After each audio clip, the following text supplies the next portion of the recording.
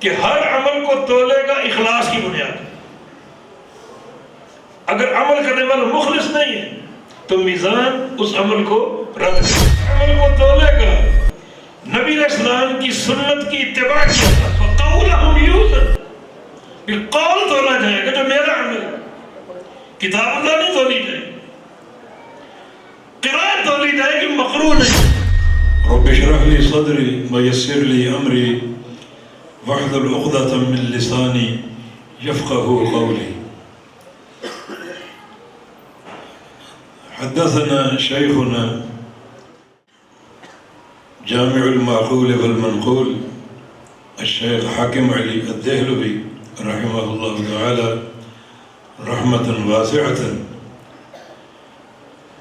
يقول حدثني الشيخ عبيد الله الرحماني صاحب مرآة المفاتيح شرح مشكاة المصابيح، يقول حدثني الشيخ أحمد الله برتابغري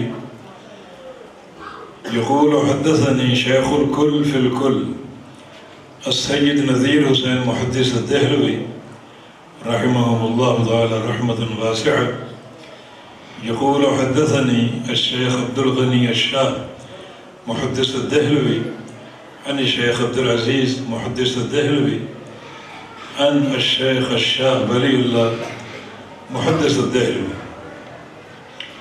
والسند بعد الشاه ولي الله معروف متداول في الكتب كما أفادنا الأخ فيض الله الذي قرأ علينا آخر حديث من صحيح البخاري. يقول الإمام البخاري رحمه الله تعالى باب قول الله تعالى ونضع الموازين القسط ليوم القيامة وأن أعمال بني آدم وقولهم يوزن، ويقال القسط مصدر المقسط وهو العادل، وأما القاسط فهو الجاهل. قال مجاهد القسطاس والعدل بالرومية، ويقال القسط مصدر المقسط وهو العادل، وأما القاسط فهو الجاهل. حدثنا أحمد بن إشكابة قال حدثنا محمد بن فضيل عن أمارة بن القعقاع عن أبي زرعة عن أبي هريرة رضي الله تعالى عنه قال قال النبي صلى الله تعالى عليه وسلم كلمتان حبيبتان إلى الرحمن خفيفتان على اللسان ثقيلتان في الميزان سبحان الله وبحمده سبحان الله العظيم۔ فضيلة الشيخ شيخ الحديث عبد الرزاق حفظه الله تعالى، وفضيلة الضيف الكريم الشيخ عبد الحنان سامرودي، والعلماء الأفاضل والمشايخ والطلاب والطالبات، أحييكم تحية إسلامية وأقول السلام عليكم ورحمة الله وبركاته۔ یہ میرے لیے سعادت کی گھڑی ہے کہ آپ حضرات کے درمیان بیٹھا ہوں، اور بالخصوص ان طلباء کے ساتھ میری یہ خواہش رہتی ہے کہ طلباء کے ساتھ ہی رہوں اور طلباء ہی کے ساتھ میرا قیامت کے دن حشر ہو، اللہ تعالیٰ اسی زمرہ میں مجھے اٹھا لے۔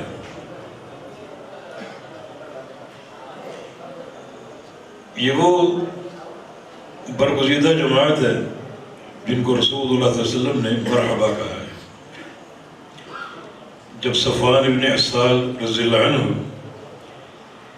نبی علیہ السلام کی خدمت میں حاضر ہوئے، یہ مسند احمد کی حدیث ہے، عرض کیا کہ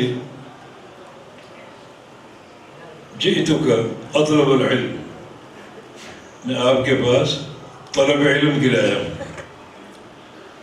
تو فرمایا کہ مرحبا بطالب العلم، مرحبا کہا طالب العلم کو۔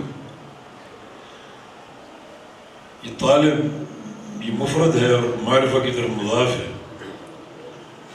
اور جو مفرد مضاف و معرفہ کی طرف تو اس میں عموم کا معنی، یعنی مرحبا ہر طالب علم کے لیے، بطالب العلم، جیسے فَلْيَحْذَرِ الَّذِينَ يُخَالِفُونَ عَنْ أَمْرِهِ، یہ امر مفرد ہی معرفہ کی طرف مضاف ضمیر، اور مراد آپ کے سارے اوامر ہیں، ان امر من اوامر ہی، کسی بھی امر کی مخالفت کرنے والا ڈر جائے دنیا میں فتنے سے اور قیامت کے دن عذاب علیم سے۔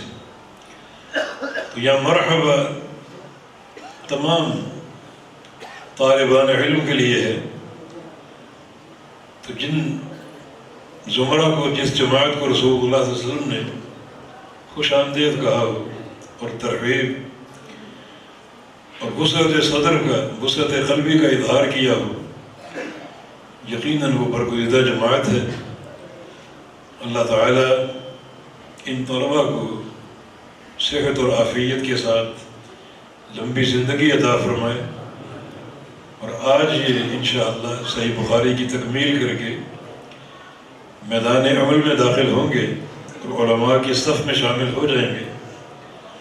اللہ تعالیٰ انہیں دعات مخلصین بنا دے، دعات محتدین بنا دے، اور اللہ رب العزت ان کی زبان میں تاثیر پیدا فرما دے کہ جس سے خلق کثیر مستفید ہو، اور جو منہج سلف ہے اور مذہب سلف صالحین ہے، اتباع کتاب و سنت، اس کی طرف لوگ جوق در جوق آئیں، اور اس طرح اس جہان سے، امت سے جہالتیں چھٹتی جائیں اور کتاب و سنت کے انوار پھیلتے جائیں، اور اللہ کے پیارے پیغمبر کی سنت اور اللہ تعالیٰ کی توحید اس زمین پر نصب ہو جائے اور قائم و دائم ہو جائے۔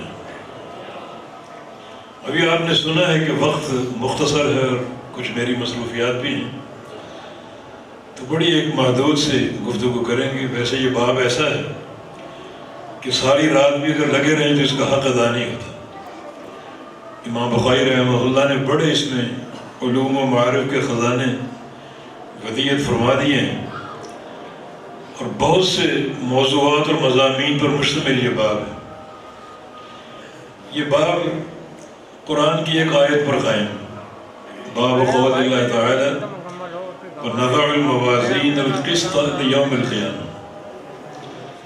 طلبہ نے کتاب التوحید پڑھی ہے، اور طلبہ اس بات پر شاہد ہیں کہ کتاب التوحید کے سارے باب اور سارے تراجم کسی آیت قرآنی پر ہیں، اور اس کے بعد نبی علیہ السلام کی حدیث۔ امام بخاری کے اس میں دو مقصود ہیں۔ ایک مقصود تو یہ کہ وہ اہل الرائے جو ایک محدث عقیدے پر ہیں کہ عقیدہ خبر واحد سے ثابت نہیں ہوتا، بلکہ اس کے لیے یا تو قرآن چاہیے یا متواتر احادیث چاہیے۔ تو احاد اور متواتر کی تقسیم جو کی گئی، متقدمین اس کو نہیں جانتے تھے، کہ متاخرین نے یہ تقسیم ایک پیدا کی ہے۔ متقدمین نبی علیہ السلام کی حدیث کو ایک ہی درجہ دیتے تھے، جیسے نبی علیہ السلام کی کوئی حدیث 50 صحابہ نے سنی، 100 صحابہ نے سنی، پھر وہ پھیل گئے، کوئی مصر آ گیا، کوئی شام چلا گیا، کوئی بغداد چلا گیا۔ اب وہ حدیث عقیدے میں بھی ہو سکتی ہے، فقہ میں بھی ہو سکتی ہے، فضائل میں بھی ہو سکتی ہے۔ جو صحابی مصر آ گیا اور وہ حدیث آ کر روایت کی اہل مصر کے لیے، تو ان کے لیے وہ حجت ہے یا نہیں؟ وہ اکیلا ہے، خبر واحد ہے، ان کے لیے تو احاد میں سے متواتر تو نہیں۔ تواتر ہمارے لیے ثابت ہوا جب کتب آ گئیں اور توسع پیدا ہو گیا، ہم نے تحقیق کی، تدقیق کی، اور اسانید بے شمار جمع ہو گئیں، 100 سندیں آ گئیں، 70 سندیں آ گئیں، تو ہم نے کہا کہ ھذا حدیث متواتر۔ مگر قرون اولیٰ میں یہ پہلے 1-2 طبقوں میں وہ احاد ہی چلی آ رہی، تواتر نہیں ہے۔ کہ اس طرح اس دور کی ہے سلف صالحین جو اصل حجت ہے، خیر الناس قرنی ثم الذین یلونہم ثم الذین یلونہم، وہ اس تقسیم سے آشنا نہیں تھے، اور نبی علیہ السلام کی ساری احادیث ان کا ایک ہی درجہ تھا۔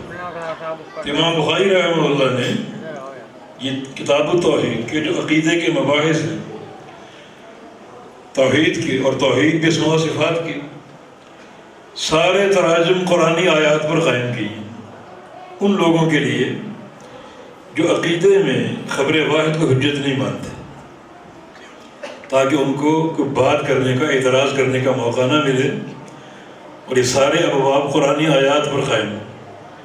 دوسرا مقصود یہ ہے کہ قرآنی آیت پیش کر کے ہر ترجمے میں پھر آگے اس کے مطابق حدیث پیش کی، اور یہ بڑا ایک یعنی لگ بھگ 60 کے قریب ابواب ہیں اللہ تعالیٰ کے اسماء و صفات پر، اور پڑھ کر جو ایک لذت اور سرور حاصل ہوتا ہے ان ابواب کو، اور امام بخاری کی فقاہت پر عشش کر اٹھتے ہیں کہ قرآن اور حدیث کا ایک ہی مطلب ہے، جو بات قرآن کہہ رہا ہے وہی حدیث کہہ رہی ہے، ایک ہی مطلب۔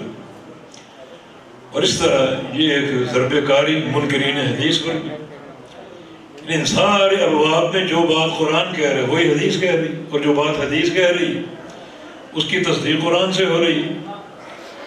چونکہ حدیث ہمارا خاص موضوع ہے تو اس میں حجیت حدیث کے ایک بڑے دلائل موجود ہیں کہ ان سارے ابواب میں، سارے تراجم میں قرآن اور حدیث کا ایک ہی مطلب ہے، جو بات قرآن کہہ رہے وہ بات حدیث کہہ رہی۔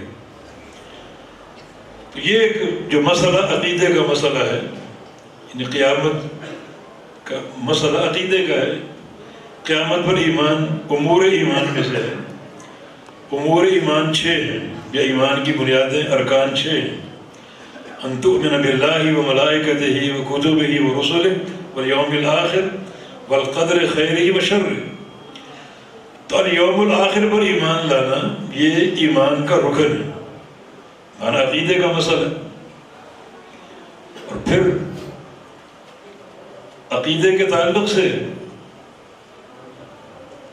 تمام جزئیات سمیت ایمان لانا ضروری ہے۔ صرف ایمان مجمل کافی نہیں کہ ہم قیامت کو مانتے، بلکہ قیامت کے تعلق سے جو خبریں اللہ کے پیغمبر نے دی سب حق ہیں اور سب کو مانتے ہیں۔ جیسے یہاں وزن اعمال کی خبر قرآن نے دی، اور نبی علیہ السلام کا فرمان بھی پڑھا آپ نے، ثقیلتان فی المیزان، وزن کا حق ہونا ثابت ہو رہا ہے، ہمارا اس پر ایمان ہے، پل صراط پر ایمان ہے، حوض کوثر پر ایمان ہے، جنت پر، جہنم پر، میدان محشر پر، حساب و کتاب پر، یہ سارے جزئیات ہیں ایمان پہ یوم الآخر۔ تو تمام جزئیات سمیت ایمان لانا اور کسی جز کا انکار نہ کرنا فرض ہے، اور اگر انکار کریں گے تو یوم آخر پر ایمان نہ قابل قبول ہے نہ درست ہے۔ اب یہی مسئلہ وزن اعمال کا، ونضع الموازین القسط یوم القیامہ، اللہ فرما رہے ہیں ہم موازین قسط حاضر کریں گے۔ علماء تفسیر نے نضع بمعنی نحضر، حاضر کریں گے، کیونکہ میزان بن چکا ہے۔ جمع جو ہے یہ تفخیم کے لیے، علماء نے اور بھی اس کو کلام کیا ہے، بعضوں نے تعدد اعمال، بعضوں نے تعدد اشخاص مراد لی ہے، لیکن حق اور راجح قول یہی ہے کہ میزان ایک ہی ہے، اور جمع اس کو لانا تفخیم شان کے لیے۔ ہم دنیا میں ترازو دیکھتے ہیں تو آپ کے ذہن میں اس ترازو کا تصور نہ ہو۔ الیکشن کا دورہ ایک جماعت کا نشان ترازو ہے، وہ تصویریں آپ دیکھ رہے ہیں، چھوٹا سا ترازو۔ تو آپ کے ذہن میں قیامت کے میزان کے حوالے سے اس میزان کا تصور نہ ہو۔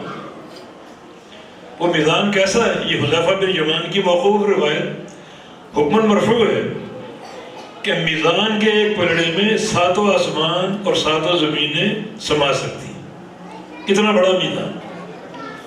بعض اوقات مفرد شے پر جمع کا اطلاق ہوتا ہے اس کی تعظیم اور تفخیم شان کے لیے، جیسے کذبت قوم نوح المرسلین، یعنی قوم نوح نے مرسلین کا انکار کیا، مرسلین کی تکذیب کی، حالانکہ نبی تو ایک ہی تھا، نوح علیہ السلام. جمع کے صیغہ کا کیا مقصد؟ اس میں نوح علیہ السلام کی تفخیم، کیونکہ انبیاء کرام کے گروہ اور جماعت میں یہ واحد نبی ہیں جو بڑے طویل العمر تھے. 950 سال اللہ کی توحید بیان کی. 950 سال یہ عرصہ معمولی نہیں ہے. اس لیے نوح علیہ السلام کی تفخیم اور تعظیم اس آیت سے مقصود ہے کہ ہیں وہ ایک نبی مگر بصیغہ جمع ان کی تعظیم شان کے لیے. تو بناتا الموازین القسط، موازین قسط، یہ قسط مصدر ہے تو اس لیے یہ صفت بن سکتا ہے واحد کا بھی، تثنیہ کا بھی، جمع کا بھی. میزان قسط، میزانان قسط و موازین قسط سب جائز. عدل کا میزان ہم حاضر کریں. یہ قیامت کے حساب کا ایک مرحلہ ہے. جب ساری خلق جمع ہوگی تو میزان حاضر کر کے ان کے بیچ گاڑ دیا جائے گا. حساب و کتاب کا ایک مرحلہ جس کی تفصیل ہم خود کچھ عرض کریں گے. تو یہ میزان عدل ہے. عدل کا معنی یہ ہے کہ جو بندہ جس چیز کا مستحق ہے اس کے مطابق فیصلہ کرنے والا میزان. میزان عدل، ایک ہے انصاف اور ایک ہے عدل. دونوں کے معنی میں فرق ہے. انصاف نصف سے ماخوذ ہے اور نصف کا معنی آدھا. مثلا ایک روٹی کے بارے میں اختلاف ہو، زید کہے میری ہے، بکر کہے میری ہے، فیصلہ آپ کے پاس آ جائے، آپ کہیں کہ جھگڑو نا، آدھی تم لے لو آدھی تم لے لو. یہ انصاف ہے. یعنی فریقین کو، خصمین کو آدھا آدھا دے کر راضی کر لینا، یہ انصاف ہے. دونوں کو برابر دے. عدل یہ نہیں ہے. عدل یہ کہ جس کی روٹی اس کو دیا جائے، جس کی نہیں اس کو نہیں. جو جس کا مستحق ہے اس کو وہ دیا جائے. یہ ترازو جو ہے قیامت کا میدان، یہ فیصلے عدل کے ساتھ صادر کرے گا. جو بندہ جس چیز کا مستحق ہے اس کو وہی کچھ حاصل ہو، جس کا مستحق نہیں اس کا وہ نہیں. عدل کا میدان. تو اللہ کا عدل عدل ہی ہوگا. اللہ ظلم نہیں کرتا. انی حرمت ظلم علی نفسی وجعلتہ بینکم محرما، میں نے اپنے اوپر ظلم کو حرام کر لیا. اللہ کا ہر فیصلہ عین عدل ہے. تو بڑی یہ خوفناک حقیقت ہے. اللہ عدل کرے گا. اس عدل پر کتنے لوگ بخشش کے مستحق ہوں گے، لیکن اللہ تعالیٰ جب حساب لے گا، اور اللہ حساب لے گا اور کوئی نہیں. ان اللہ یقضی بالحق والذین یدعون من دونہ لا یقضون بشیء. صرف اللہ، حرف تاکید کے ساتھ ہے، صرف اللہ ہی حق کے ساتھ فیصلہ فرمائے گا. اور جن کو تم پکارتے ہو اللہ کے سوا، وہ ایک فیصلہ بھی نہیں کر سکے. ایک فیصلہ بھی، کچھ بھی. اس میں چاہے دنیا کے سارے جج، سارے وکلاء سب جمع ہو جائیں، جن کو تم پوچھتے ہو وہ سارے جمع ہو جائیں، سارے جج جمع ہو کر، سارے تمہارے معبود جمع ہو کر، جو کائنات اکٹھی ہوگی، کسی ایک فرد کے بارے میں بھی فیصلہ وہ صادر نہیں کر سکیں. قیامت کا فیصلہ صرف اللہ کرے گا. کیوں؟ یہ مقام بڑا کڑا ہے. اس کو پڑھ کر رونگٹے کھڑے ہو جاتے ہیں. کیونکہ قیامت کے فیصلے صرف ظاہر پر نہیں ہوں گے، ظاہر اور باطن دونوں پر ہوں گے. اور باطن صرف اللہ جانتا اور کوئی نہیں جانتا. اس آیت سے قبل اللہ تعالیٰ نے کیا فرمایا؟ یعلم خائنۃ الاعین وما تخفی الصدور.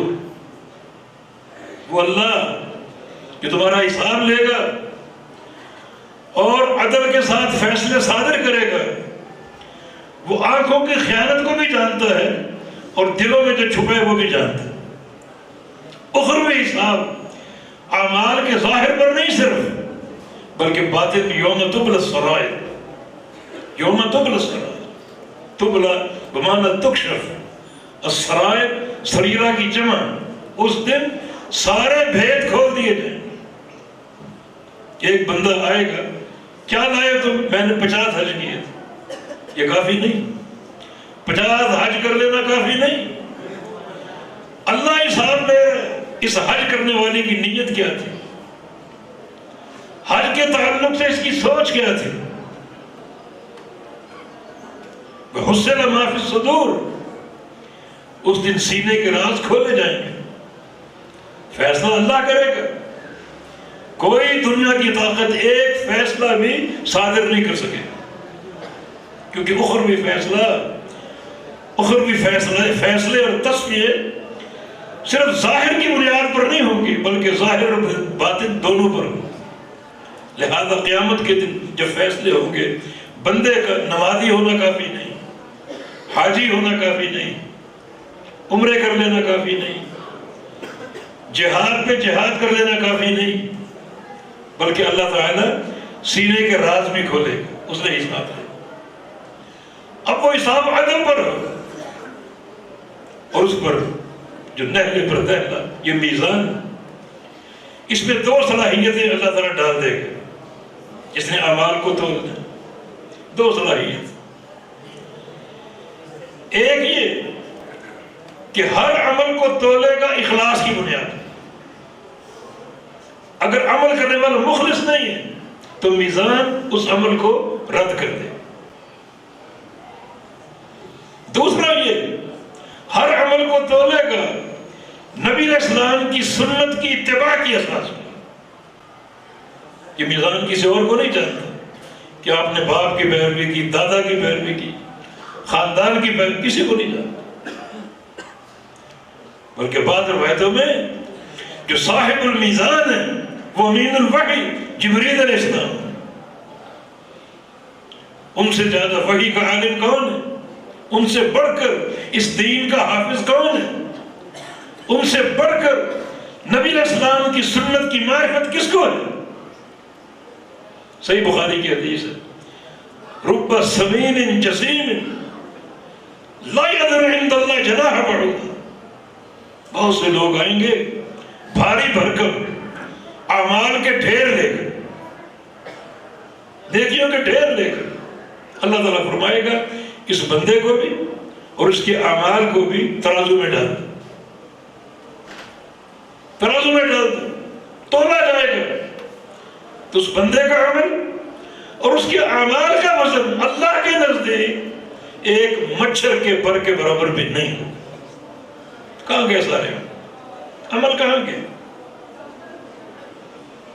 میزان نتیجہ دینا ہے ان 2 بنیادوں پر، عمل کا اخلاص اور عمل میں اول تا آخر پیغمبر علیہ السلام کی سنت کی اتباع۔ کوئی چیز اگر ختم ہو گئی تو میزان اس عمل کو نکال باہر پھینکے گا، کوئی وزن نہیں، بھاری بھرکم انسان ہے، نیکیوں کے ڈھیر لگے ہیں، وزن ہوگا مچھر کے پر کے برابر بھی نہیں۔ یہ صحابہ اکرام اخلاص کے پیکر تھے، ہر صحابی مخلص تھے اور اتباع کے حریص تھے۔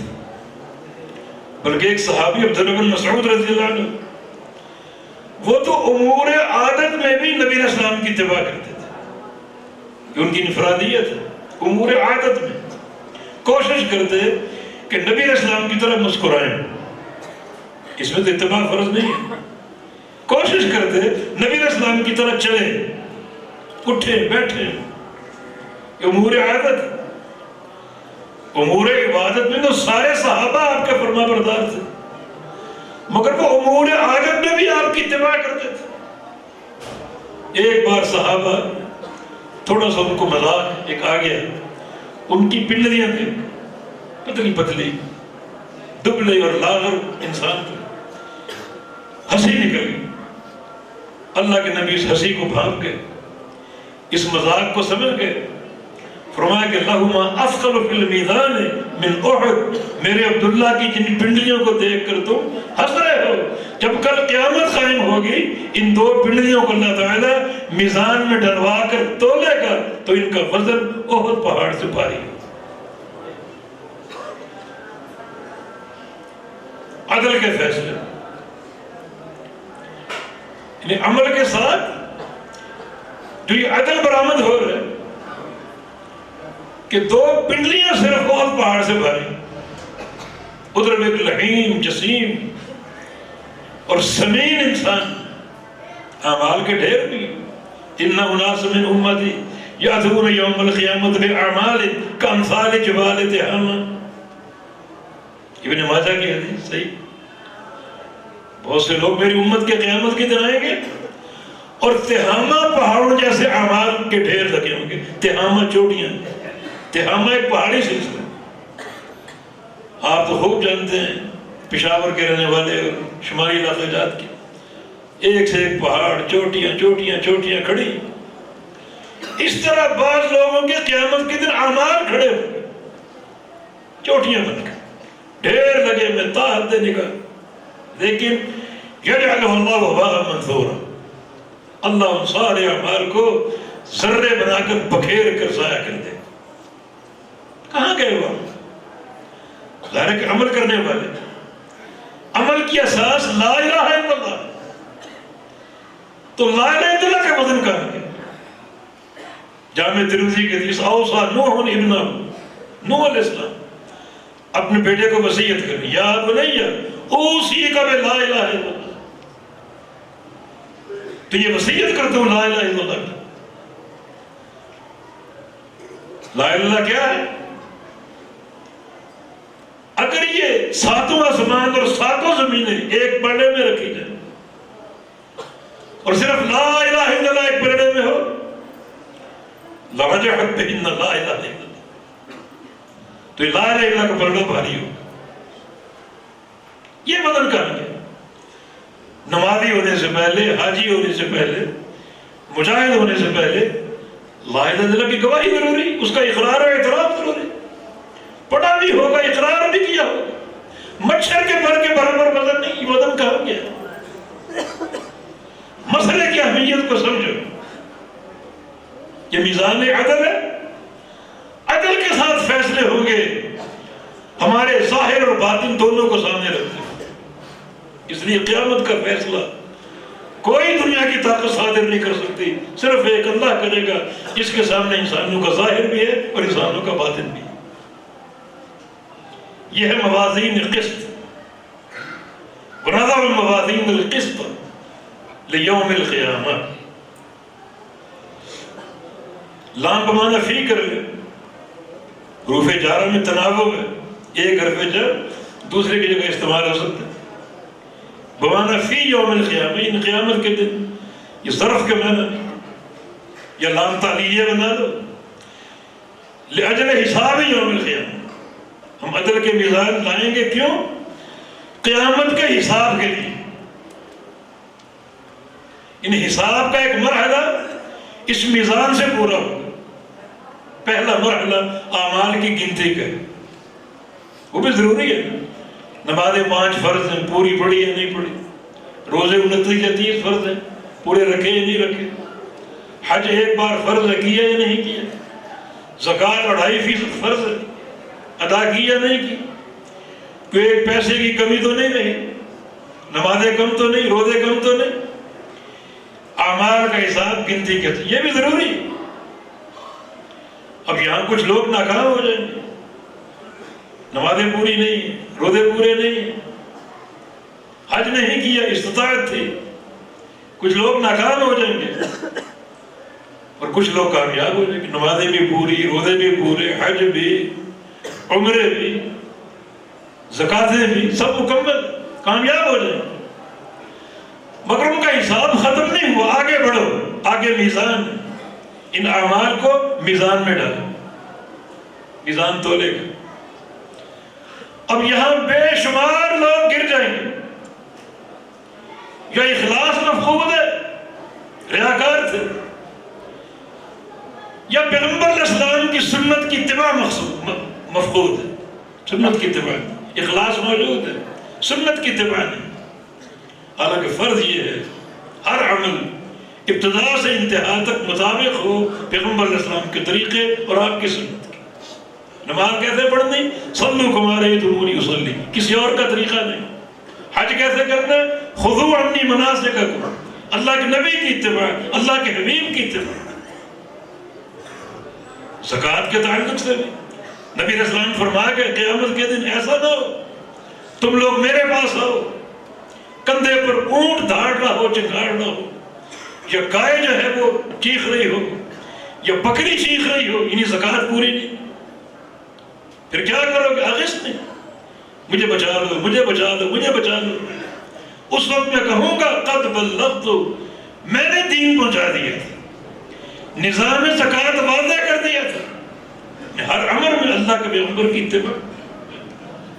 تو اتباع مفقود، بے شمار لوگ یہاں گر جائیں، یا تو وہ ریاکار تھے، اخلاص نہیں تھا، یا سنت کے متبع نہیں تھے، ان کے عمل میں سنت کی خوشبو نہیں ہے، ان کے عمل میں سنت کی روح نہیں ہے۔ حالانکہ عمل کی قبولیت سنت کے ساتھ، یا ایھا الذین آمنوا اطیعوا اللہ واطیعوا الرسول ولا تبطلوا اعمالکم، رسول کی اتباع کرو گے اعمال محفوظ اور مقبول، اتباع نہیں کرو گے اعمال باطل۔ من عمل عملا لیس علیہ امرنا فہو رد، کتنا عموم ہے۔ اس حدیث کو علماء نے ایک کلمہ فصل کے طور پر لی، تحصیل کے طور پر، قاعدہ کلیہ ہے یہ، من میں عموم، عموم ہے من میں کوئی بھی ہو۔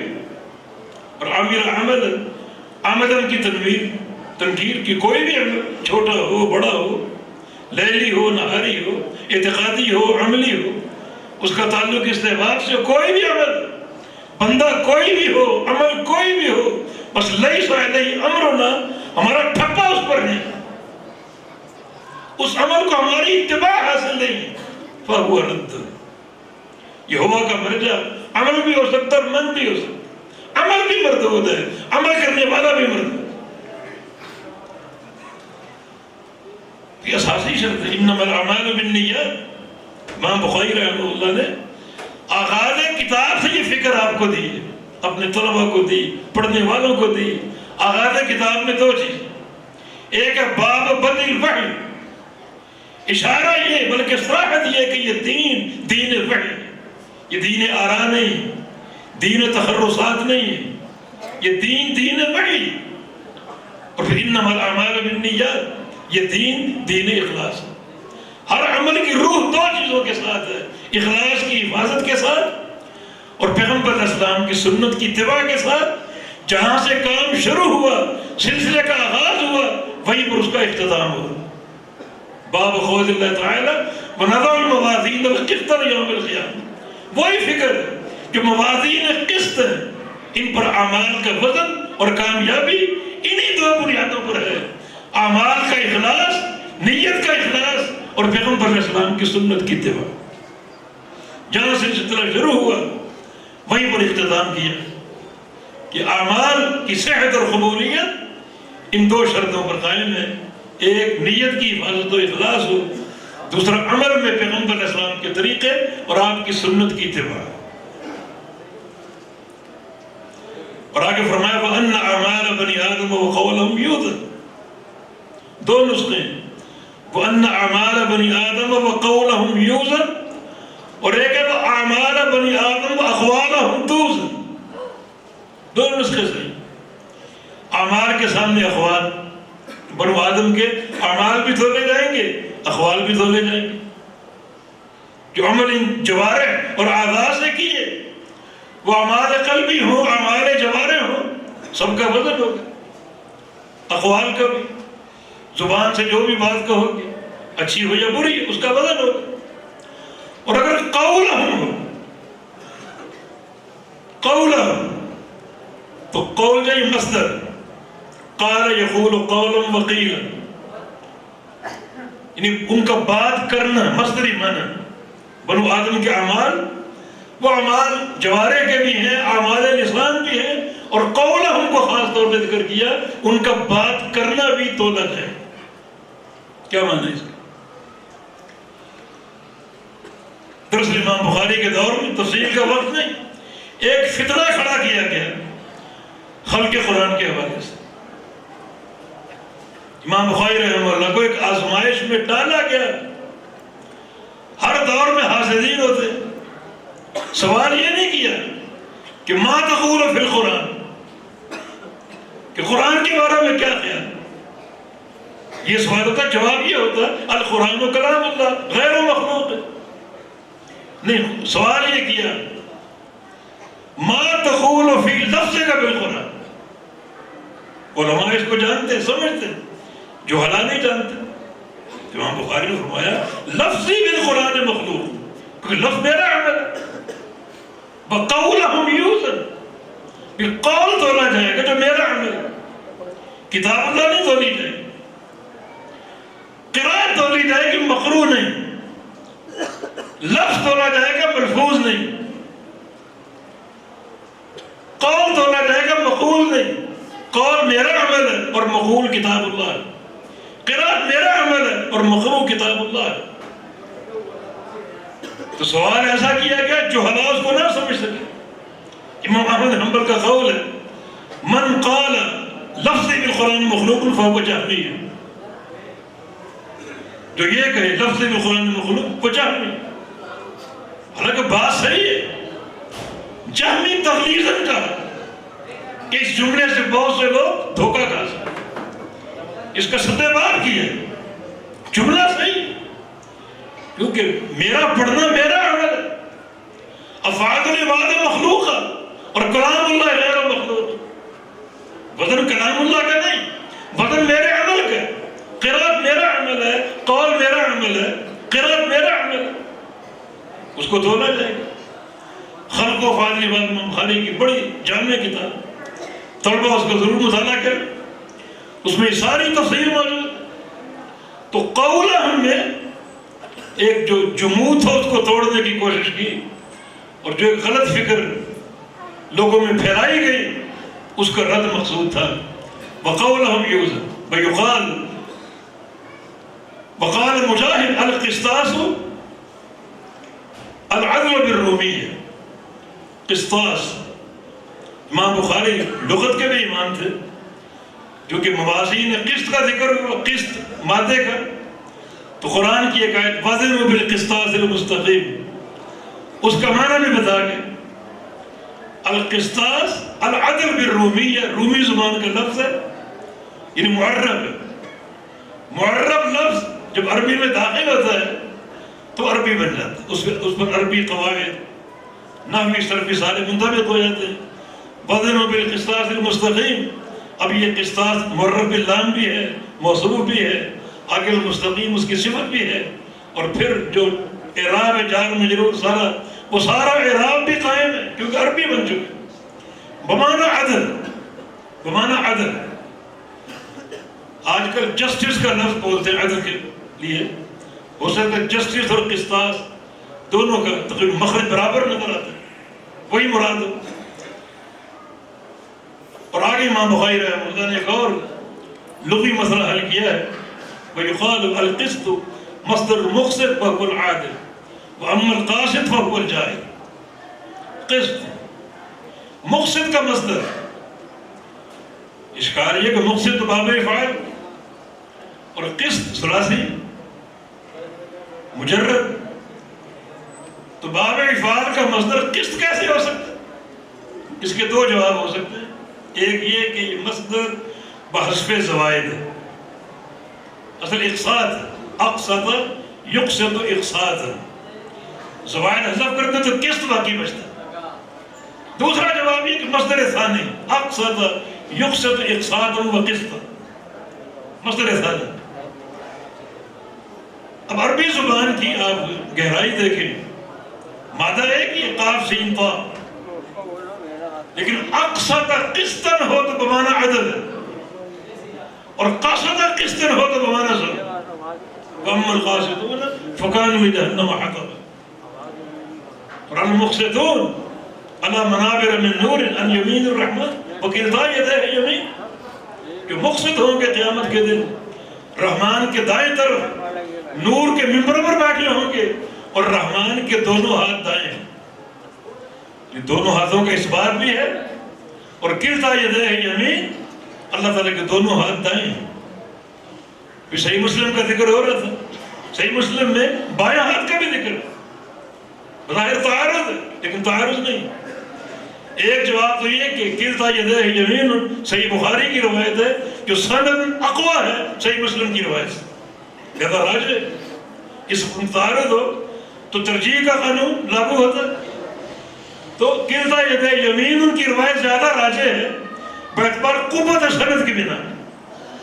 اور دوسرا جواب یہ ہے کلتا یدیہ یمین کا معنی دونوں ہاتھ کے دائیں ہونے کا معنی دونوں کی قوت مساوی۔ ہمارا دائیں ہاتھ زیادہ قوی ہوتا ہے اور بائیں ہاتھ کمزور ہوتا ہے، اکثر کام دائیں ہاتھ سے کرتے ہیں، بائیں ہاتھ میں ضعف ہوتا ہے، اس میں قوت ہوتی ہے۔ رحمان کے ہاتھوں میں تفاوت نہیں ہے، کلتا یدیہ یمین، دونوں کی قوت جیسے ہمارے یمین کی قوت ہے، رحمان کے دونوں ہاتھوں کی قوت مساوی۔ تو یہاں مقصد بمعنی عادل، جن کا شرف یہ بیان کیا کہ نور کے ممبروں پر، اور قاسم کانوا لجہنم حطبا، یہ جہنم کا ایندھن ہو گیا۔ تو اقسط اقساطا و قسطا بمعنی عدل ہے، اور قسط قسطا بمعنی ظلم ہے، حالانکہ مادہ ایک ہی۔ عربی زبان کی وسعت، گہرائی، اس لیے طلبہ سے میں عرض کروں گا کہ ادب اور لغت میں بڑی محنت کریں، جو نحو و صرف کے قواعد ہیں ان پر خوب محنت کریں۔ آج کل بہت سے بہروپیہ دعات عربی کا ایک لفظ نہیں آتا، نحو و صرف میں کوئی ان کو درک حاصل نہیں، اور مفتی اور قاضی بنے بیٹھے، ظلوا فاضلوا کا نمونہ نہیں۔ لغت عرب کا عبور بڑا ضروری۔ امام بخاری رحمہ اللہ حدیث کے بھی امام تھے، فقہ کے بھی امام تھے، اور لغت کے بھی امام۔ صحیح بخاری اس پر شاہد ہے۔ کتنے ایسے تراجم جس میں امام بخاری رحمہ اللہ نے لغوی مسائل بھی حل کی، بڑے گہرے لغوی مسائل، اور یہ بھی گہرا لغوی مسئلہ ہے، یہ اقسط قسطا اور قاسط قسطا کا فرق، حالانکہ مادہ ایک ہی۔ بڑا اختصار سے کام لے رہا ہوں میں، آگے امام بخاری کی سند آگے، حدثنا احمد بن شهاب قال حدثنا محمد بن فضيل عن عمارة بن القعقاع عن ابي زرع عن ابي هريرة۔ یہ سند سارے ثقات راویوں پر مشتمل ہے، تمام راوی ثقہ ہیں، اور سند یہ متصل ہے اور ثقہ راوی پر مشتمل ہے اور صحیح، جس کے راوی محدث امت ابو ہریرہ رضی اللہ عنہ، محدث جس کا اعتراف رسول اللہ صلی اللہ علیہ وسلم نے بھی کی، رسول اللہ صلی اللہ علیہ وسلم، لما رأیت من حرصک علی الحدیث، ابو ہریرہ میں تیری حرص حدیث کو جانتا ہوں۔ وہ شفاعت کا سوال کیا تھا نا، من اسعد الناس بشفاعتک یوم القیامہ، کہ قیامت کے دن آپ کس خوش نصیب انسان کی شفاعت کریں۔ ہمارا سوال بڑا قیمتی، بڑا اہم، آج تک مجھ سے کسی نے کیا۔ ابو ہریرہ میں سوچتا تھا کہ سب سے پہلے اگر کسی نے کیا تو وہ ابو ہریرہ ہو۔ کیوں؟ لما رأیت من حرصک علی الحدیث، تم حدیث کے بڑے حریص، یمن سے آ گئے، اسلام قبول کیا، اپنے گھر کو پلٹ کے نہیں دیکھا، یمن گئے ہی نہیں کبھی۔ اصل میں سارا عمل ایک ترتیب اور نظم کے ساتھ تھا۔ تو فیض عمر دوسی اسی قبیلے کے تھے، وہ آتے جاتے تھے قبیلہ بنو دوس کو اسلام کی دعوت دینے کے لیے، اور ابو ہریرہ اللہ کے پیارے پیغمبر کی صحبت میں بیٹھے، پیٹ خالی ہوتا، بھوک سے غشی کے دورے پڑ رہے ہوتے، اللہ کے پیغمبر کی چوکھٹ نہیں چھوڑتے تھے، چوکھٹ نہیں چھوڑتے، جس کا ایک ثبوت اور بھی ہے، نبی علیہ السلام نے وصیت کی تھی، اللہ تنام الا علی فطر، ابو ہریرہ فطر پڑھ کے سویا کرے، حالانکہ آخری وقت بڑا مشہود اور مشہود لہو بالخیر، وہ ملائکہ کے جمع ہونے کا وقت، فضیلت کا وقت ہے، اللہ تعالیٰ آسمان دنیا پر نزول کرنا، مگر تم فطر پڑھ کے سویا کرو، کیونکہ تم حدیث کے طالب، مذاکرہ کرتے ہو، حدیثیں یاد کرتے ہو، تو یاد کرتے کرتے، مذاکرہ کرتے کرتے نیند میں تاخیر ہو سکتا، ایسا نہ ہو لیٹ سو گو اور فطر ضائع ہو جائے، فطر پڑھ کے سویا۔ یہ بھی دلیل ان کی حفظ حدیث، مذاکرہ حدیث اور فہم حدیث کی۔ اس امت کے اول محدث جن کو 5500 75 حدیثیں زبانی یاد تھی. لوگ ان کو غیر فقیہ کہتے رہے. فقہ کی اساس حدیث ہے. فقہ کی اساس حدیث ہے. فقہ کی اساس یہ نہیں ہے کہ ہمارے مجتہد اس لکڑی کے ستون کو سونے کا ثابت کر سکیں. یہ فقہ نہیں، یہ جھوٹ ہے. قرآن و سنت کا نور اگر ہو وہ فقہ کی اساس. اس پر نبی علیہ السلام کی حدیث نہیں موجود. حدیث نہیں موجود. آپ نے موقع پر دعا کی تھی نا، نذر اللہ عمرا سمع منی حدیث یا سمع مقالتی فحفظها فأداها كما سمع. حدیث کا ذکر ہو، میری حدیث کو سنے، میری حدیث کو یاد کرے، میری حدیث کو سمجھے، میری حدیث کو آگے پہنچائے. آگے اسی حدیث کا تقاضا کیا ہے؟ اسی حدیث میں آگے کیا ہے؟ رب حامل فقہ الی من هو افقہ منہ. پیچھے حدیث کا ذکر. اب بات فقہ کی ہوگی، یعنی وہ جو جس کو حدیث کہا گیا وہی فقہ ہے. فقہ کی اساس اللہ کے نبی کی حدیث. کہ جو فقہ آپ نے اٹھا لی، یعنی حدیث اٹھا لی، اس کو آگے پہنچاؤ. اگر کوئی افقہ انسان بھی ہو تو یہ نہ سوچو مجھ سے بڑا عالم اسے میں نہ پہنچاؤں. اسے بھی پہنچاؤ. ہو سکتا ہے وہ آپ کو کچھ زیادہ علم دے دے، کچھ آپ کو افادات دے دے اور آپ کے علم میں اضافہ ہو جائے. تو جس چیز کو حدیث کہا دوسرے جملے میں اس چیز کو فقہ کا معنی. فقہ کی اساس جو ہے وہ اللہ کے پیغمبر کی حدیث. 5575 حدیثوں کے حافظ اور راوی. یہ حدیثیں ہم تک پہنچی، بہت بڑے شرف کی بات ہے. تبھی تو رسول اللہ صلی اللہ علیہ وسلم نے ایک موقع پر ابو ہریرہ کو دیکھا اور دعا کر ڈالی، اللہم احب عبدک ھذا و امہ. بڑی قابل غور دعا ہے. یا اللہ اس بندے سے محبت کر اور اس کی ماں سے محبت کر اور اس کی ماں سے بھی محبت کر. احب عبدک ھذا و امہ. اور آگے کیا فرمایا؟ اور ان کی محبت، ان ادخل حبہما الی قلوب المؤمنین. ان کی محبت مومنوں کے دلوں میں داخل کر. یہ دو دعائیں، ایک ان سے محبت فرما اس سے اور اس کی والدہ سے، اور دوسرا جو مومن بندے ہیں خالص مومن ان کے دلوں میں ان کی محبت ڈال. مانا ابو ہریرہ کی محبت علامت ہے ایمان. جو مومن ہوں گے ان کے اندر ان کی محبت پیوست کر. اور جن کے دلوں میں ابو ہریرہ کے تعلق سے کچھ بھی خلل وہ نہیں، مومنوں کے دلوں میں اس صحابی کی ابو ہریرہ کی محبت کو بھر دے. بہت بڑی منقبت اور ان لوگوں کی فضیلت جو ابو ہریرہ سے محبت کرتے ہیں. بحمداللہ ہم آخر حدیث، ہمارے دل ابو ہریرہ کی محبت سے لبریز. ہماری 20 مسجدیں مسجد ابو ہریرہ کے نام سے، 20 مدارس مدرسہ ابو ہریرہ کے نام سے. یہ اس محبت کی دلیل ہے. تو اللہ کے نبی فرما رہے ہیں کہ جو تیرے مومن بندے ہیں ان کے دلوں میں ابو ہریرہ کی محبت ڈال دے. ورنہ آج بہت سے فرقے مستشرقین اور بہت سے گمراہ فرقے اس صحابی پر برستے ہیں. روافض تو ہیں ہی، برستے ہیں اس طرح. ایمان کی علامت نہیں. کیا فرماتے ہیں؟ قال النبی صلی اللہ علیہ وسلم کلمتان حبیبتان الی الرحمن خفیفتان علی اللسان ثقیلتان فی المیزان.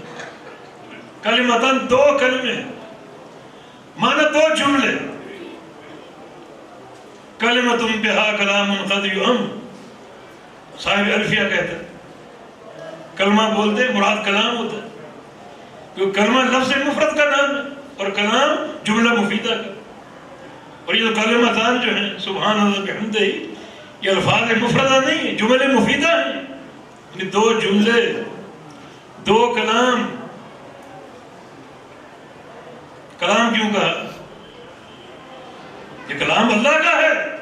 سبحان اللہ بحمدہ نبی علیہ السلام کی حدیث ہے. وَهُنَّ مِنَ الْقُرْآنِ. یہ کلمات قرآن سے. جب ان چاروں کلمات کی شان بیان کی، ہُنَّ مِنَ الْقُرْآنِ، وہ قرآن میں لکھے نہیں اس ترتیب کے ساتھ، مگر یہ کلمات قرآن سے. کلمتان، اللہ کی صفت کلام کا اس بات. متکلم بالکلام ہے، احاد کلام اس کی مشیت پر، جب چاہے کلام فرما، مگر یہ کلام کی صفت اس کی ذات کے ساتھ قائم، جب چاہے کلام فرما۔ انہی الفاظ اور حروف میں وہ کلام مقروء بھی ہے، مسموع بھی ہے، لکھا جاتا ہے، لکھا ہوا ہے اور کانوں سے سنا جائے گا۔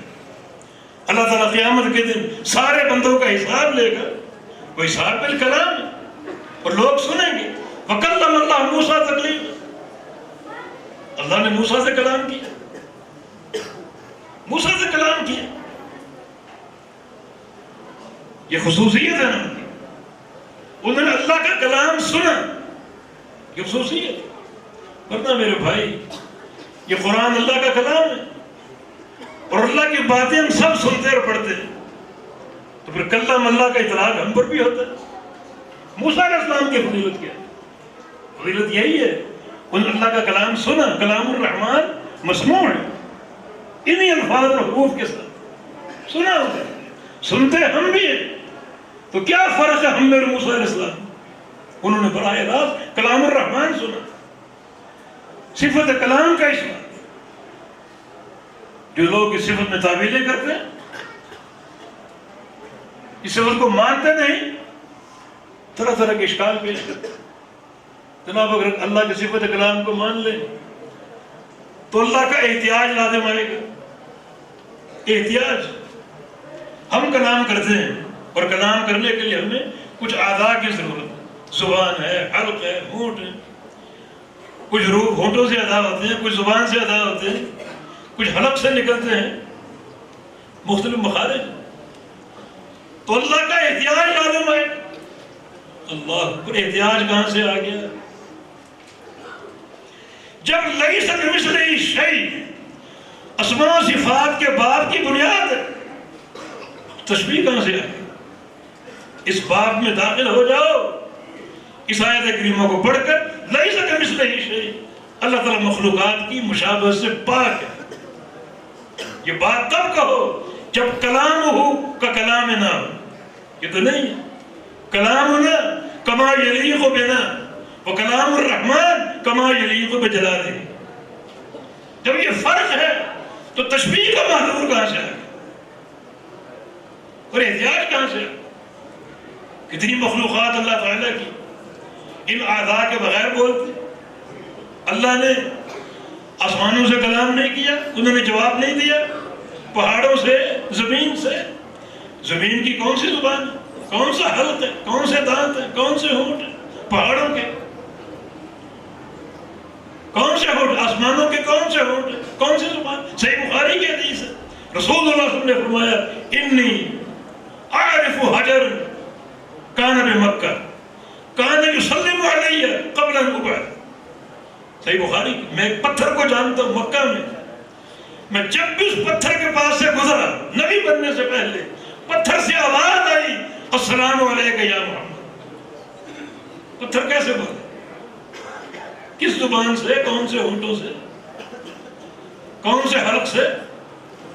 صحیح بخاری کی حدیث ہے، صحابہ کہتے ہیں ہم نبی علیہ السلام کے ساتھ بعض اوقات کھانا کھا رہے ہوتے، آپ کے ہاتھ میں لقمہ ہوتا، لقمے سے سبحان اللہ کی آواز آتی۔ کون سے ہونٹے سے؟ تو یہ احتیاج کہاں سے ہے؟ یہ باتیں تب کرو جب یہ کہا جائے کہ کلام ہو کا کلام ہے۔ یہ بات نہیں، کلام ہو کما یلیق بذات ہی سبحانہ و تعالی۔ تو کلمتان، یہ دو کلام، دو جملے، تین ان کی صفات ہیں۔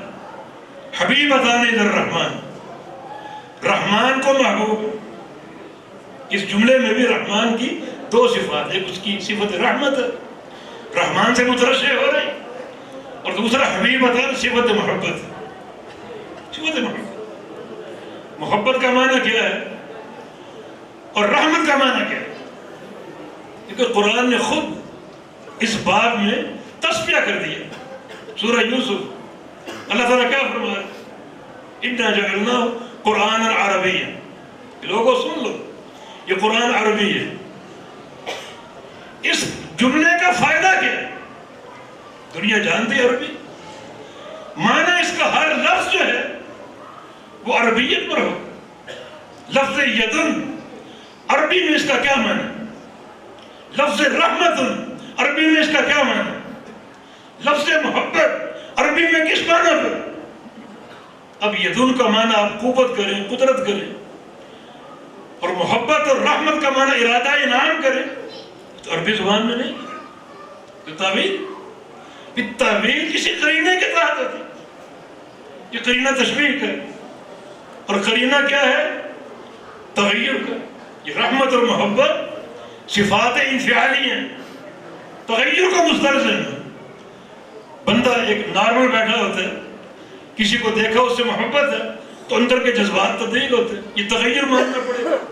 رحمت کی صورت میں بھی تغیر ماننا پڑے گا. بھائی یہ تغیر انفعالیت کی بات تب ہوگی جب یہ کہا جائے کہ اللہ کی صفات مخلوقات کی صفات جیسی. یہ تو نہیں. کما یلیق بجلالہ سبحانہ وتعالی، کس تعبیر کا محل اور مصدر ہی. تو اللہ کی صفت محبت کو مانو عربی معنی کے ساتھ، صفت رحمت کو مانو کیونکہ قرآن عربی، اس میں ہمیں علم دیا گیا کہ قرآن کی جو الفاظ ہیں، قرآن کے جو جملے ہیں، جو عربی تعابیر ہیں، ان کا لحاظ. ہاں کہیں اگر قرینہ موجود ہو تعبیر کا، اور وہ قرینہ صارفہ ہو حقیقت سے مجاز کی طرف، وہ آپ کریں. اس کی مثالیں کچھ موجود.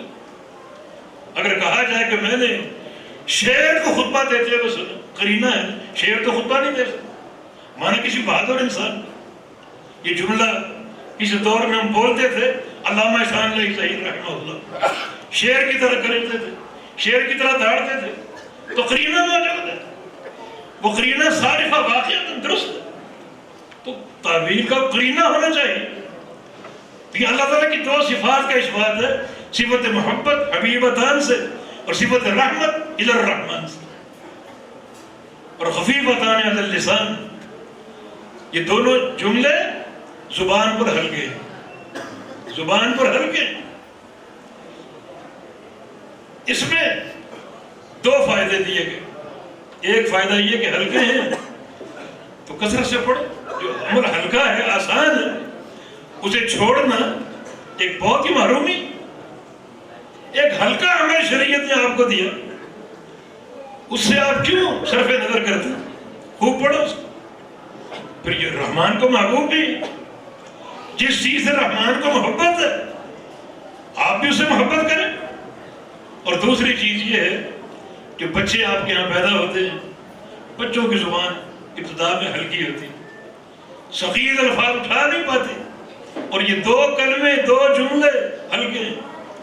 مانا بچوں کی تربیت ان الفاظ سے کرو. سبحان اللہ بحمدہ، سبحان اللہ العظیم، یہ کلمے ان کو پڑھاؤ. ہلکے ہیں یہ. بچوں کی ہلکی زبان، نازک زبان ان ہلکے کلمات کو اٹھا لے گی، اور ساتھ ان کا فہم بھی دو.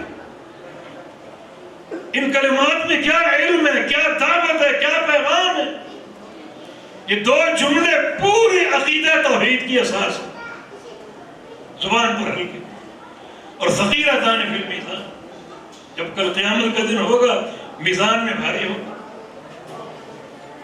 میزان سے لفظ میزان سے میزان کا اثبات ہو رہا ہے، جس کا معتزلہ انکار کرتے ہیں، ایک الگ موضوع. تو پھر میزان سے میزان کا اثبات ہے، اور ثقیلتان سے وزن کا اثبات. مانا میزان بھی حق ہے اور وزن بھی حق ہے، تبھی تو وہ بھاری ہوں گے. تولے جائیں گے تو بھاری. میزان بھی حق ہے اور وزن بھی حق ہے. ثقیلتان فی المیزان. یہ دو جملے، دو کلام جو ہیں میزان میں بھاری ہوں گے. اور یہ محلِ استدراج ہے. قرآن کی آیت سے کیا تھا؟ نضع الموازین القسط، عدل کا میزان جو اعمال کو تولے گا. اور یہاں حدیث میں کیا ہے؟ حبیبتان ہے، ثقیلتان فی المیزان. میزان کا اثبات قرآن کی آیت نے بھی میزان کا اثبات کیا، نبی علیہ السلام کی حدیث نے بھی میزان کا اثبات کیا. کتاب و سنت کا ایک ہی مدلول ہے. جو بات قرآن کر رہا ہے وہی بات اللہ کے نبی کی حدیث کر رہا ہے. اللہ کے میزان میں بھاری، تو پھر وہ فیصلے کی گھڑی. بہت کم لوگ وہاں کامیاب ہوں گے. ہر بندے کی خواہش ہوگی کہ میرا پلڑا حسنات کا بھاری ہو جائے. تو بھاری عمل آپ کو دیا جائے، اس عمل کو اپنا لو، قبول کر لو، محنت کر لو. اسے سمجھ بھی لو. جب یہ کلمات پڑھو تو پورے فہم کے ساتھ پڑھو، کیونکہ توحید میں فہم ضروری. الا من شاہد بالحق وهم يعلمون. مطلب اس بات فرماتے ہیں شاہد بالحق اے قال لا الہ الا اللہ وهم يعلمون اے یعلمون لا الہ الا اللہ. نطق کافی نہیں ہے، مجرد پڑھنا کافی نہیں. ایسی باتیں جو جس کا کلمے سے تعلق ہی نہیں، پتیاں بجھا لو، حلقے بنا دو، اجتماعی ذکر کرو، دل پہ ضربے لگاؤ، یہ نبی کی تعلیم ہی نہیں. اصل چیز فہم. لوگوں کو فہم سے جو ہے وہ دور کیا جائے. سفیان ثوری کا قول ہے لیس شیء اقطع لظہر ابلیس من قول لا الہ الا اللہ. سب سے زیادہ ابلیس کی کمر جس ذکر سے ٹوٹتی ہے وہ ذکر لا الہ الا اللہ. مگر بھائی فہم کے ساتھ. ہم انسان ہیں، کوئی طوطے نہیں رٹنے والے. طوطا پوری زندگی چوری چوری کرتا ہے، چوری کے ڈھیر لگا دو اس کے سامنے، اس کی بلا یہ کیا چیز؟ چوری چوری چوری، معنی معلوم نہیں. تو ہم بھی چوری چوری کرتے رہے، معنی معلوم نہ ہو، کوئی فائدہ ہے؟ پھر اللہ کے نبی نے قاعدے کیا لگائی؟ اسعد الناس بشفاعتی یوم القیامہ من قال لا الہ الا اللہ خالصا من قلبہ. یہ خالصا من قلبہ کب ہوگا؟ معنی کے فہم کے ساتھ. بعد حدیث میں مستيقنا بها قلبہ، یقین کب ہوگا؟ جب معنی ہوگا. غیر شاک فیہما کے الفاظ بھی ہیں، شک کی نفی کب ہوگی؟ جب معنی معلوم. صادقاً کے الفاظ بھی ہیں، سچے ہو کر یہ کلمہ پڑھے. سچا کب ہوگا؟ جب معنی معلوم. تو توحید معنی کے فہم کے ساتھ. ثقیلتان فی المیزان، یہ میزان میں وزن ہوگا جب توحید کا فہم ہوگا. سبحان اللہ بحمدہ، سبحان اللہ میں لا الہ کا معنی ہے، وبحمدہ میں الا اللہ کا معنی ہے. سبحان اللہ وبحمدہ. سبحان کے بارے میں دو قول علماء کی. کچھ کہتے ہیں یہ مصدر، کہتے ہیں یہ منصوب بدل مصدریہ ہے، مفعول مطلق. اور کچھ کہتے ہیں اس میں مصدر ہے، حقیقی مصدر کا نائب ہے. منصوب اس لیے کہ حقیقی مصدر کا نائب ہے. سبح یسبح کا اصل مصدر تسبیح ہے، اور سبحان اس میں مصدر جو نائب عن المصدر ہے، اور اس کا منصوب ہونا مصدریت کی بنا. چونکہ نائب بھی ہے مصدر کا تو اس کا حکم مصدر کا اس کو آ جائے گا، حاصل ہو جائے گا. اور سبحان ہمیشہ مضاف ہو کر آتا ہے اور غیر منون ہوتا ہے، اس پر تنوین نہیں آتی. مضاف ہو یا نہ ہو، مضاف ہو تو تنوین نہیں آتی، لیکن مضاف نہ بھی ہو پھر بھی بغیر تنوین کی غیر منصرف. ایک علامت علم کی ہے، دوسرا عدل کی. یہ معدول عن التسبیح، معدول عن التسبیح. کچھ علماء نے کہا سبحان الف مزائدتان کی بنا پر غیر منصرف، بار کے غیر منصرف، تنوین نہیں سنا. سبحان کا معنی کیا ہے؟ اللہ پاک ہے. کس چیز سے؟ ہر عیب سے، ہر نقص سے. اور سن لو اللہ کی جناب میں جو سب سے بڑا عیب ہے وہ ہے اللہ کا شریک مقرر کرنا. اللہ کا شریک مقرر کرنا. اللہ کا شریک مقرر کیوں کر رہے؟ اللہ کی ذات میں تم نے کون سا عیب دیکھا ہے، کون سی کمی دیکھی ہے؟ دنیا میں شراکت کا نظام کمی پر ہوتا ہے، کمی پر. آپ کاروبار کرتے ہیں، کسی کو پارٹنر کیوں رکھتے ہیں؟ اپنا پرافٹ کیوں تقسیم کر رہے ہیں؟ سرمایہ کی کرنا. کاروبار کے لیے مثلا 10 کروڑ روپے چاہیے، میرے پاس 5 کروڑ ہے، 5 آپ لگائیں، 5 میں لگاتا ہوں، آپس میں پارٹنر. یہ کمی ہے نا، سرمایہ کی کمی. بعض اوقات سرمایہ پورا ہوتا ہے، افرادی طاقت کی کمی ہوتی ہے. کاروبار وسیع ہے، میں اکیلا ہوں، آپ ساتھ مل جائیں، دونوں مل کر سنبھالتے ہیں، افرادی طاقت کی کمی. شراکت کا نظام کمی پر ہے. رحمان میں کون سی کمی؟ سب سے بڑی جو ایک تنقیص ہے، اللہ کی توہین ہے، اس کے شرکاء مقرر کرتے. اور شریک بھی بعض لوگ پتھر بناتے ہیں، درخت بناتے ہیں. حجر و شجر ایک پتھر کو رحمان کے برابر کرتے ہیں. کتنا بڑا جرم ہے یہ، بہیمانہ جرم. تو سبحان اللہ پاک ہے ہر عیب سے، ہر شریک سے. جب یہ الفاظ کہو تو اپنے دل میں ایک معنی پیدا کر دو، اللہ کا پاک ہونا ہر شریک سے. کس شریک سے؟ شرک کا آغاز قوم نوح سے ہوا۔ قوم نوح میں جو شرک ہوا، جو قوم نوح نے شرک کیا 5 انسانوں کے بارے میں، ہمارا عقیدہ اللہ اس سے پاک ہے۔ پھر اس کے بعد مختلف انبیاء آئے، ہر نبی کے دور میں شرک ہوا، ہمارا عقیدہ اللہ اس سے پاک ہے۔ چلتے چلتے محمد رسول اللہ کا دور آ گیا، اس دور میں بھی شرکاء تھے، لات و منات و عزا، حبل اور لائلہ اور کتنے شرکاء۔ ہمارا عقیدہ اللہ ان سے پاک۔ وہ کلمہ گو نہیں تھے، لیکن آج کلمہ گو لوگ، مشرکین مکہ نے تو چند 100 شرکاء بنائے ہوں گے، آج لاکھوں شرکاء موجود ہے قدم قدم پر۔ یہ کلمہ گو لوگوں کا۔ ہمارا عقیدہ اللہ اس سے پاک ہے، قیامت تک شرک ہوگا، ہمارا عقیدہ اللہ ہر شرک سے پاک ہے۔ سبحان اللہ، اللہ کا پاک ہو، جس کو عقیدہ بنا۔ جب یہ معرفت اس عالم کی ہوگی، اللہ راضی ہوگا، اور پھر یقیناً ان کلمات کا وزن قیامت کے دن۔ سبحان اللہ، وبحمدہ میں اس بات ہے، اللہ کی ہر قسم کی تعریف ہے۔ سبحان اللہ کلمہ تنزیہ ہے، اور وبحمدہ یہ کلمہ اس بات ہے۔ اللہ ہر حمد کا مستحق ہے۔ کیونکہ ہر کمال کا مستحق، اس کے کسی کمال میں کوئی شریک نہیں، کسی کمال۔ اکیلا خالق ہے، اکیلا مالک ہے، اکیلا رازق ہے، اکیلا مشکل کشا ہے، اکیلا حاجت روا ہے، اکیلا عالم الغیب ہے، کوئی شریک نہیں۔ جب کوئی شریک نہیں ہے، سارا کمال اس کے لیے ہے۔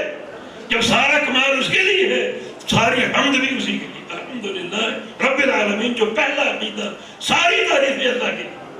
اب حمد، تو حمد ہی میں اس بات، سبحان میں نفی۔ غور کریں شریعت کی سماعت کو اور برکت کو۔ اللہ کے میزان میں اس بات بھی تولا جائے گا اور نفی بھی تولی جائے گا۔ ہمارا مقصد یہ ہے، جس قوت کے ساتھ آپ توحید کو مانتے ہیں، توحید الوہیت کو مانتے ہیں، توحید ربوبیت کو مانتے ہیں، توحید اسماء و صفات کو مانتے ہیں، جس قوت کے ساتھ، اسی قوت کے ساتھ ہر شرک کی نفی بھی کرو۔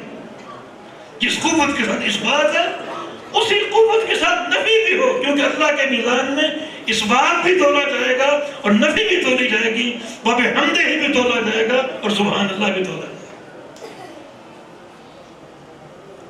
لا الہ الا اللہ، الا اللہ اس بات ہے، صرف ایک اللہ معبود حق ہے، پوری قوت سے اس اکیلے کو معبود مانو، اس کو تولا جائے گا۔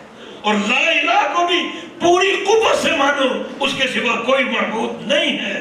ہر معبود کی گردن پر لاکھ کی تلوار چلا دو، یہ درگاہ ہیں، یہ آستان ہیں، سب کی نفی کر دو، سب کا انکار کر دو، اسی قوت کے ساتھ، جس شد و مت کے ساتھ اللہ کی توحید کو اس باتی طور پہ مانتے ہو، اس کی صفات کو مانتے ہو، الوہیت اور ربوبیت کو مانتے ہو، اسی شد و مت، اسی قوت کے ساتھ ہر معبود باطل کا انکار کرو۔ اللہ کے میدان میں وبحمدہ ہی بھی تولا جائے گا اور سبحان اللہ بھی تولا جائے گا۔ یہ 2 کلمات کا وزن ثقیلتان فی المیزان۔ ایک حدیث میں نبی علیہ السلام کا فرمان ہے، بخل بخل لخمس ما ثقلہن فی المیزان۔ 5 چیزیں، کیا کہنا، اللہ کے میزان میں بہت ہی بھاری ہوں گی۔ کیا ہے وہ؟ سبحان اللہ والحمدللہ ولا الہ الا اللہ واللہ اکبر، بہت بھاری۔ اور 5ویں چیز کیا ہے؟ کسی انسان کا بیٹا فوت ہو جائے بچپن میں، اور وہ صبر کر لے، اللہ اس کے صبر کو سنبھالے گا، اور قیامت کے روز اس کا صبر بھی اللہ کے میزان میں تولا جائے۔ بڑا وسیع یہ باب ہے، اور بڑے اس میں علوم و معارف کے خزانے ہیں۔ بس اللہ تعالیٰ ہمارے قلوب کو روشن کر دے نور توحید سے، اور اللہ ہمارے قلوب میں شرک کی نفی اور طاغوت کا انکار بھی پوری قوت سے پیدا کر دے، تاکہ کل اس کے میزان میں لا الہ بھی تولا جائے ہمارا اور الا اللہ بھی تولا جائے۔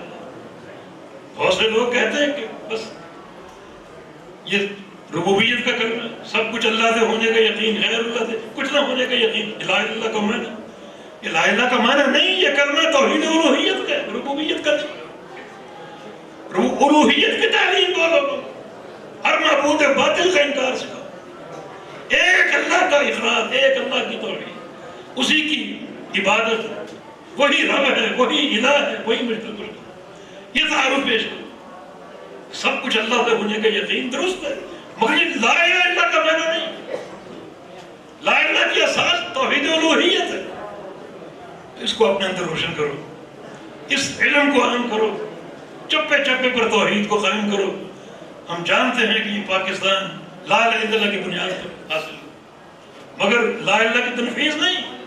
اس کو نافذ کرو، اس کو نافذ کرو.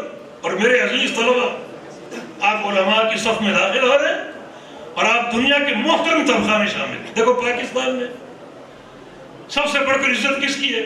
پاکستان کی فوج کی. غلبہ بھی ان کا ہے، طاقت بھی ان کی ہے، عزت بھی ان کی ہے. کیوں؟ وہ ملک کی سرحدوں کی محافظ ہے. عزیز طلبہ، آپ بھی سرحدوں کی محافظ ہیں. وہ سرحدیں ملک کی ہیں، آپ کی سرحدیں عقیدے کی. آپ عقیدے کے محافظ، دین کے محافظ، دین کی سرحدوں کے محافظ ہیں. اس لیے آپ کا مقام اور مرتبہ ہر طبقے سے زیادہ ہے. اپنے اندر حدیث کی محبت پیدا کرو. امام بخاری کے ایک استاد تھے، ابو عاصم النبیل، نبیل تھے واقعی. ان کا ایک قول اسی نبل پر دلالت کرتا ہے. وہ کہتا ہے من طلب الحدیث من طلب الحدیث فقد طلب اعظم الامور فعليه يكون خير الناس. جو حدیث کا طالب ہے وہ یقین کر لے کہ وہ سب سے اعلیٰ شے کا طالب ہے، لہذا لازم ہے کہ وہ سب سے اعلیٰ بن کے دکھے. عقیدتاً و عملاً و اعمالاً و دعوتاً و خلقاً و ابلاغاً، ہر لحاظ سے سب سے اعلیٰ. اس کے کھانے میں، پینے میں، بیٹھنے میں، اٹھنے میں، عبادت میں، سونے میں، جاگنے میں خوشبو آئے پیغمبر علیہ السلام کی سنت. ابو قدامہ المقدسی، جیسے ان کے بارے میں ان کے معاصر کا قول ہے کہ جب میں نے ابو قدامہ کو دیکھا ایسا لگا کہ میں نے رسول اللہ کو دیکھا. اللہ کے پیغمبر کی سنت میں ڈوبے ہوئے. امام شافعی کا قول ہے اذا رأيت احدا من اهل الحديث فكأني رأيت احدا من اصحاب رسول اللہ صلی اللہ علیہ وسلم. جب کسی اہل حدیث کو دیکھتا ہوں لگتا ہے اللہ کے